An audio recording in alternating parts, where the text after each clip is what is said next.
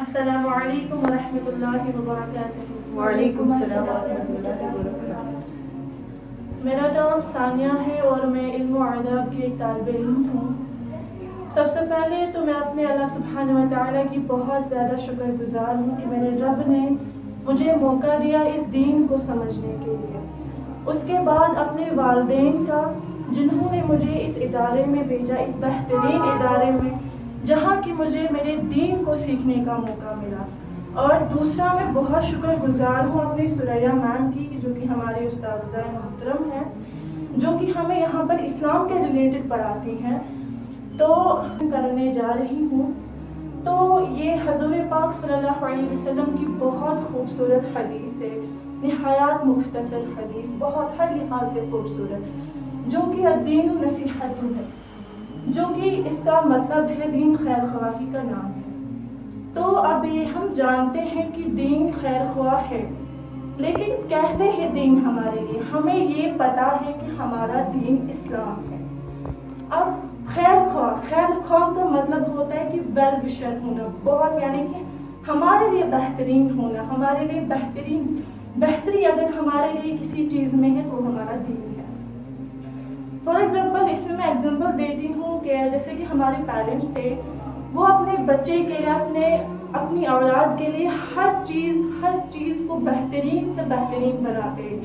For example انہیں ایک بہترین سے بہترین ادارے میں دلاتے، اعلیٰ سے اعلیٰ تعلیم دلاتے ہیں، ان کو ایک سکسیسفل پرسن بنانے کے لیے۔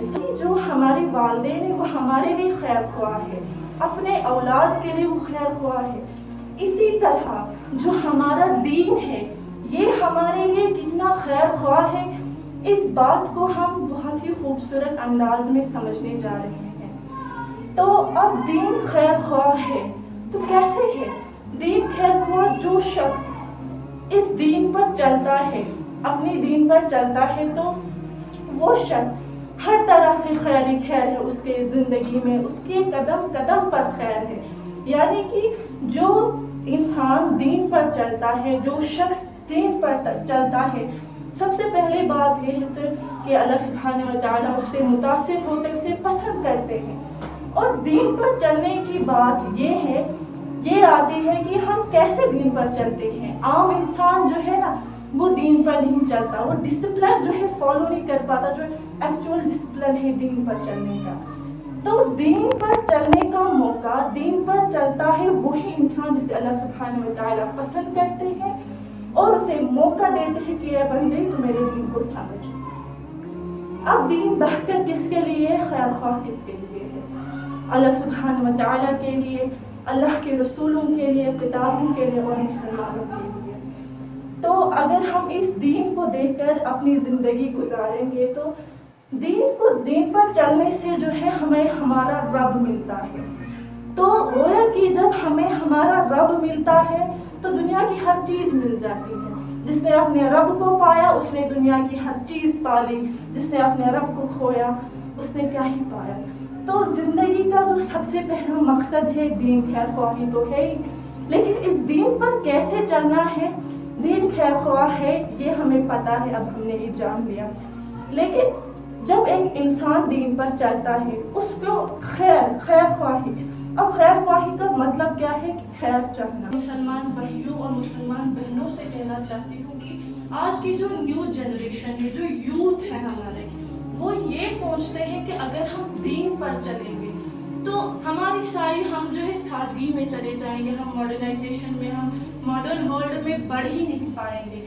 لیکن میری پیاری بہنوں، میرے پیارے بھائیوں، ایک بار دین پر چل کر تو دیکھو، اس دین میں کتنا سکون ہے، ہمارا دین کتنا خوبصورت ہے، ہمارا دین اتنا خوبصورت ہے ہم سمجھنا ہی نہیں چاہتے۔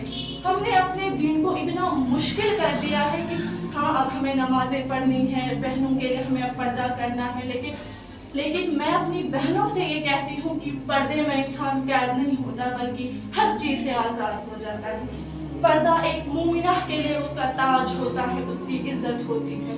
اور بھائیوں سے یہ کہتی ہوں میں کہ اس کا جو پردہ ہے اس کی آنکھیں ہیں، اس کی نگاہیں نیچی رکھنی چاہیے۔